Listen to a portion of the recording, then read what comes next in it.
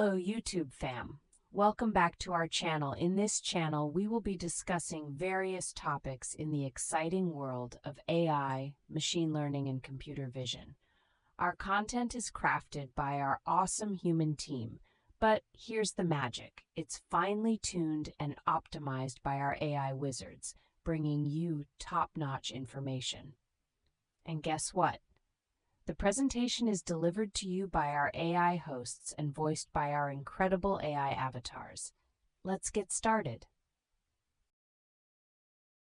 Hi everyone.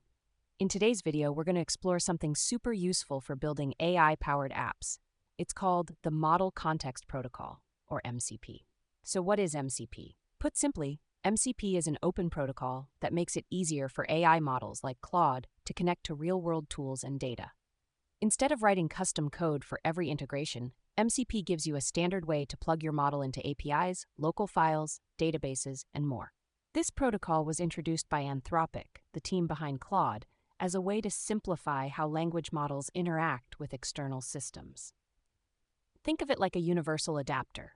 It allows you to build smarter agents and workflows without worrying about the low-level wiring. We'll walk through how it works, why it matters, and even show a working example using MCP servers running on your own machine. Let's dive in. In today's video, we're going to talk about the Model Context Protocol, or MCP for short. So why do we need something like MCP? Large language models like Claude or GPT are powerful, but they're not complete. They don't know everything and they can't do everything on their own.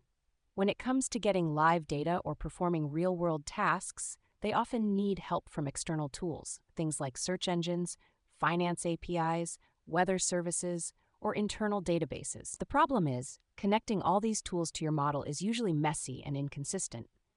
Every integration feels different, and you end up writing a lot of custom glue code just to get things working. That's where MCP comes in. MCP is a protocol that gives AI models a standardized way to connect to external tools and data sources.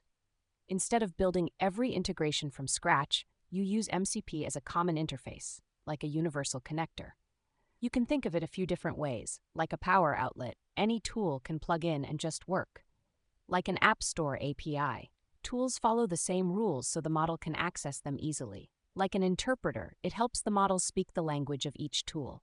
Like a universal remote, one simple signal controls different tools. MCP makes things easier in three big ways. You get plug-and-play integrations that just work. It's model agnostic, meaning it works with Claude, OpenAI, Gemini, or any other LLM. And it's secure by design. Your data stays within your environment. Let's look at an example. Imagine asking your AI model, what's the stock price for NVIDIA and the weather in San Jose? With MCP, here's what happens behind the scenes. The model sends the finance question to your finance tool, like yahoofinance.py.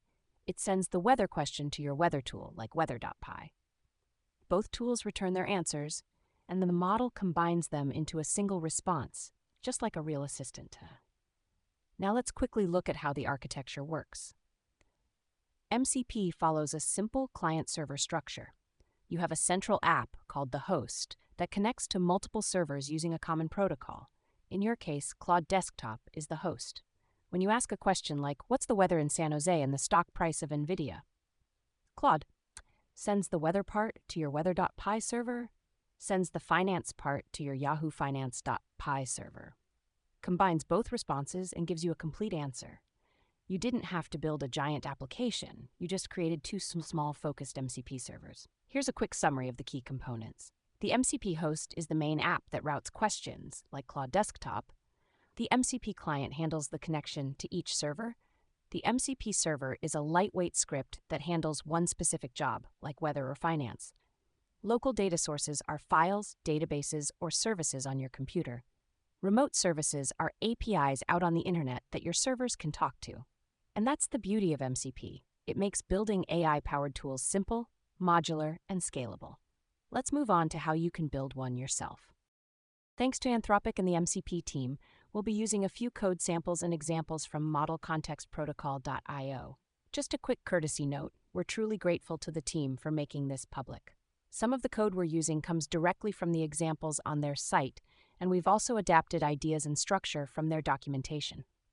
Prerequisite. Before we begin, make sure to download Claude Desktop from claude.ai/download. What happens without MCP? Let's first see how Claude responds without any MCP servers or external tools connected. If we ask, "What's the weather in San Jose?" Claude will respond with something like, "I don't have access to real-time weather information for San Jose or any other location. My knowledge cutoff is October 2024, and I can't search the internet or access live data." To get the current weather, you could check a website like weather.gov or AccuWeather. Use a weather app, ask a virtual assistant like Siri or Alexa, or just search San Jose weather online. So by default, Claude doesn't have real-time access to live tools or data. Now let's add the MCP server code using the sample provided by the MCP team. We've also included this code in the notebook linked in the description, so feel free to follow along step by step. The setup includes a few simple parts. First, we set up the environment. Then we build the server script. Next, we add the tools the model can call. And finally, we run the server. Once the server is up and running, the last step is to configure Claude Desktop to connect to the MCP server you just created. You can repeat this for any number of MCP servers you want Claude to access, whether it's for weather, finance, files, or anything else. Let's walk through that now. Now let's add the MCP server code using the sample provided by the MCP team. This code is also included in the notebook. Once we launch our MCP server, Claude detects that there are new tools available. For example, Get Alerts. Get weather alerts for a U.S. state. Get Forecast. Get the weather forecast for a location.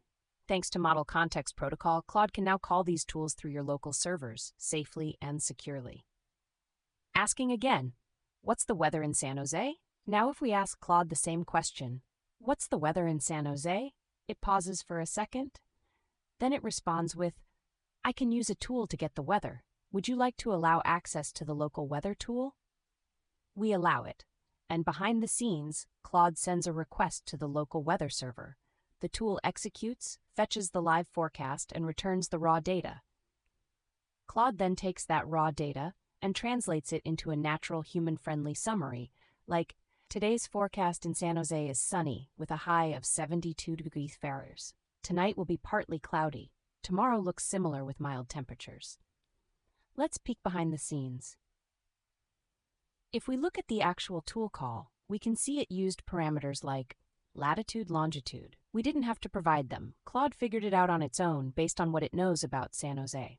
The raw tool output is more technical and less readable, but Claude formats it cleanly so the user gets a helpful natural answer.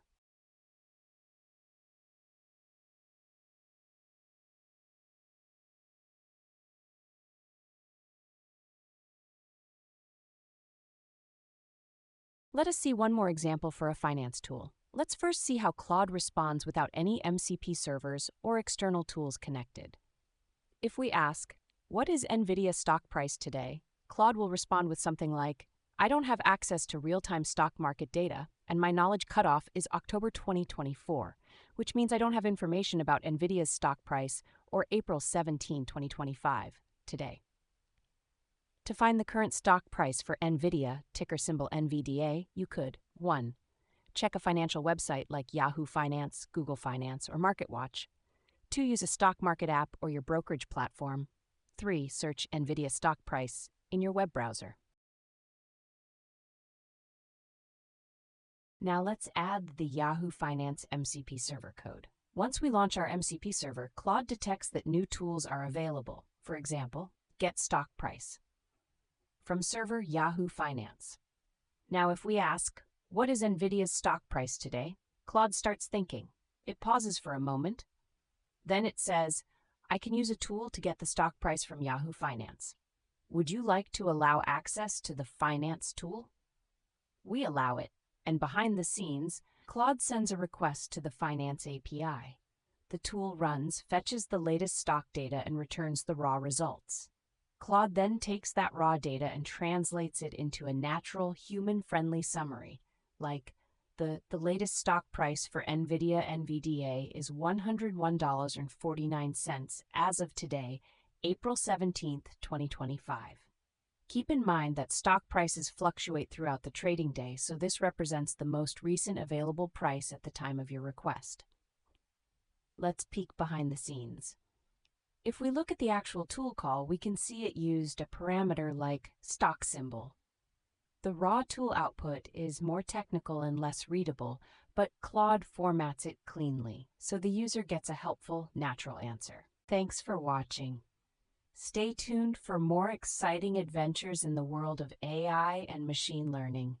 If you found this video helpful, don't forget to hit that like button, subscribe for more tech talks, and ring that notification bell to stay updated on our future explorations.